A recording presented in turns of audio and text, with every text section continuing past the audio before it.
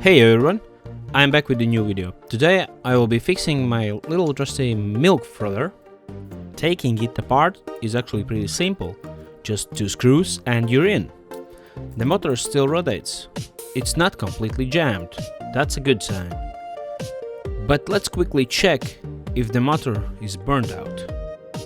As you can see, the resistance is in kilo or even mega ohms. That's way too high. That's a clear sign the motor is gone. So it's need replacing. In a local shop it costs around 3 to 5 euros.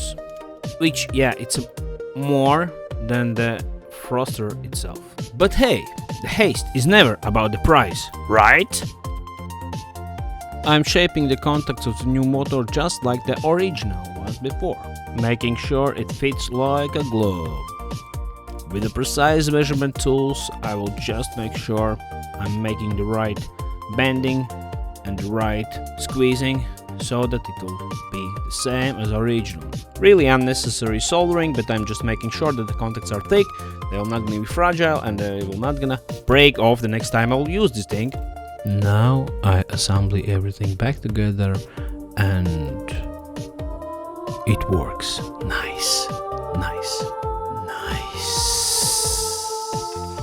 Now I'm doing the same as before, as at the beginning, just reverse, put everything back, screw it together, make sure that I don't miss any part, put in 2 screws that hold this thing together, and basically the job is done. Thank you for watching, have a nice day, and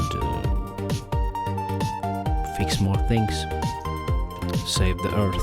Goodbye.